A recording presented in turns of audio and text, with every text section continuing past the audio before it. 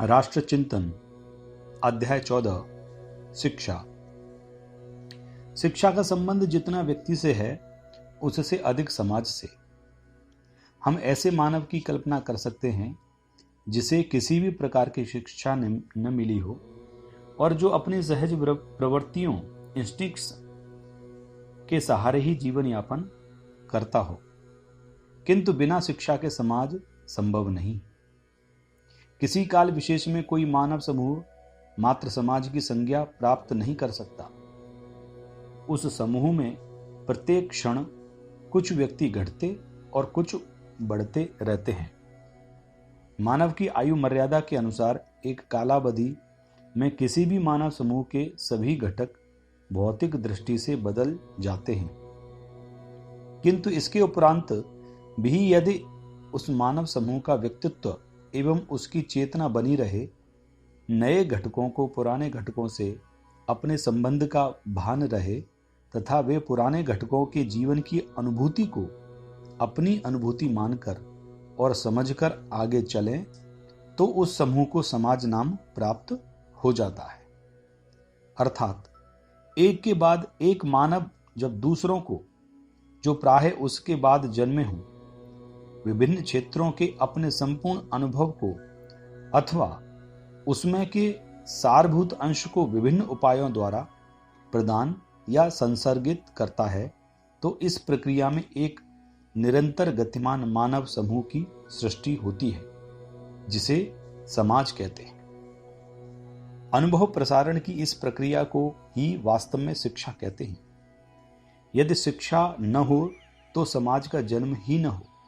अतः शिक्षा के प्रश्न को मूलतः सामाजिक दृष्टिकोण से ही देखना होगा। हमारे शास्त्रों के अनुसार यह ऋषि ऋण है जिसे चुकाना प्रत्येक का कर्तव्य है। जब हम भावी संतति की शिक्षा की व्यवस्था करते हैं, वास्तव में हमारी उनके प्रति उपकार की भावना नहीं रहती, अपितु हमें जो कुछ धरोहर अपने पूर्वजों से प्राप्त हुई है उसे आगे की पीढ़ी को सौंपकर उनके ऋण से उऋण होने की मनीषा रहती है। जॉन बुकन ने इसी भाव को इन शब्दों में व्यक्त किया है: हम भूत के ऋण से उऋण हो सकते हैं यदि हम भविष्य को अपना ऋणी बनाएं।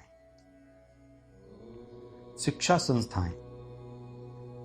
शिक्षा की जितनी व्यापक और गहरी व्यवस्था होगी, समाज उतना ही अधिक पुष्ट और गंभीर होगा।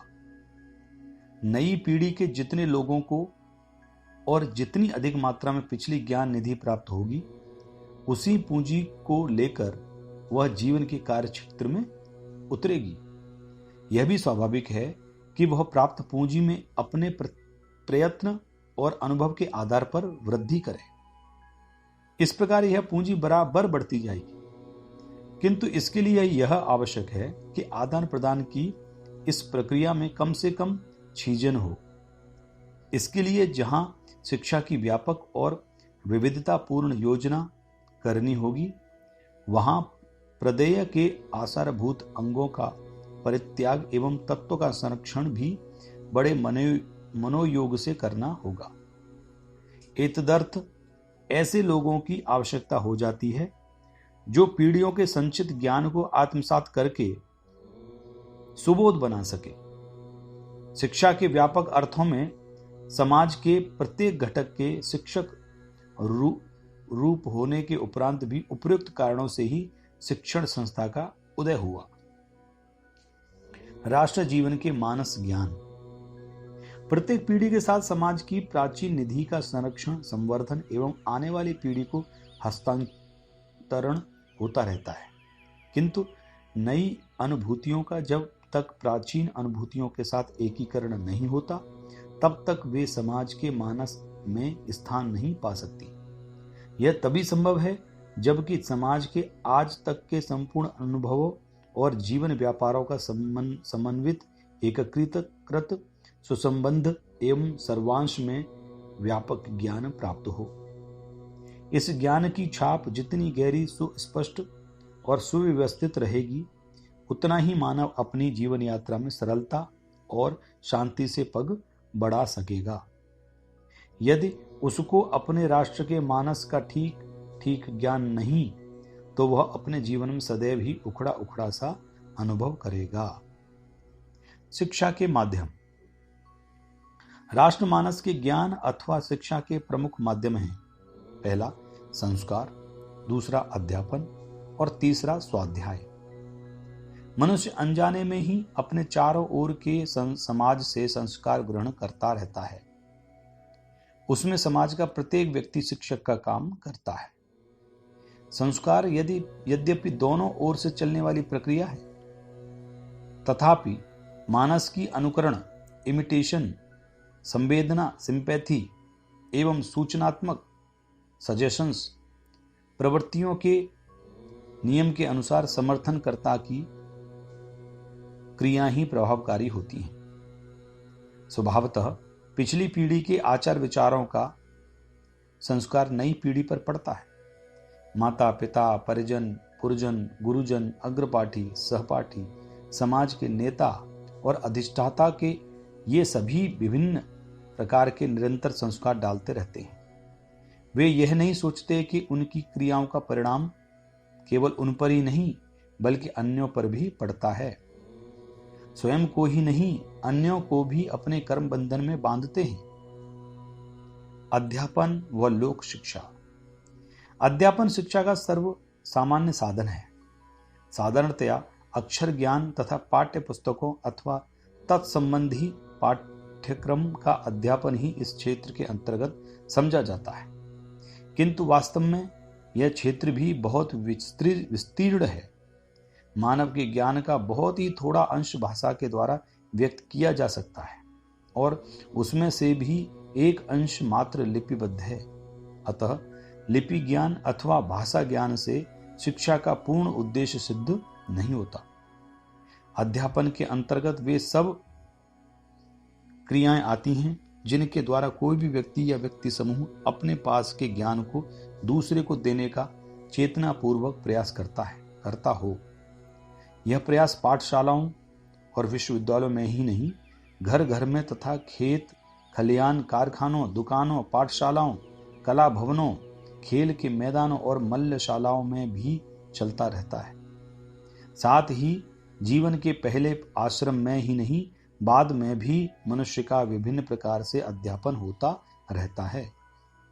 प्राचीन काल की कथा और कीर्तन तथा आज के रेडियो, सिनेमा, समाचार पत्र आदि सभी इस सीमा में आते हैं। स्वाध्याय। स्वाध्याय मनुष्य का स्वयं का अध्यापन है। लिपि ज्ञान स्वाध्याय के लिए बहुत आवश्यक है। पठन, मनन और चिंतन के सहारे मनुष्य ज्ञान को आत्मगम्य करता है। बिना स्वाध्याय के न तो प्राप्त ज्ञान टिकता है और न बढ़ता है। स्वाध्याय के बिना ज्ञान को जीवन का अंग बनाकर तेजस्वी बनाने का तो प्रश्न ही नहीं।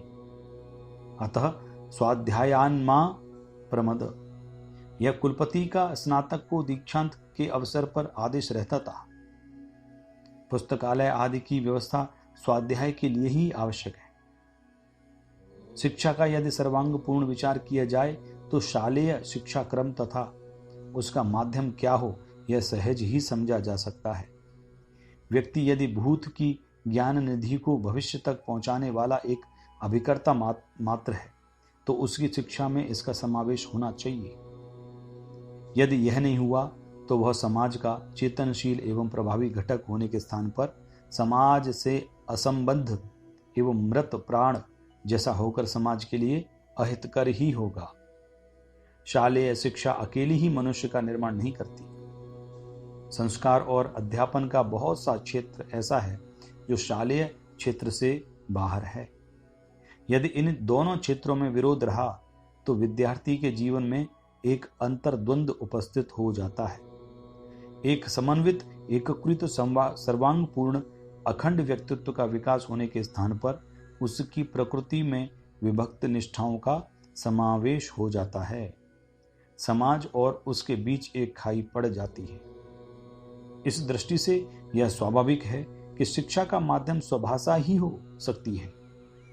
भाषा केवल अभिव्यक्ति का माध्यम ही नहीं, वह स्वयं ही एक अभिव्यक्ति है। भाषा के एक एक शब्द, वाक्य रचना, मुहावरों आदि के पीछे समाज के जीवन की अनुभूतियां, राष्ट्र की घटनाओं का इतिहास छिपा हुआ है। फिर स्वभाषा व्यक्ति को अलग अलग प्रकोष्ठों में नहीं बांटती। शिक्षा के इस सामाजिक उद्देश्य को पूरा करने का प्रयास किया गया तो व्यक्ति सहज ही चतुर्विध पुरुषार्थों के लिए प्रयत्न की योग्यता और सामर्थ्य प्राप्त कर ले।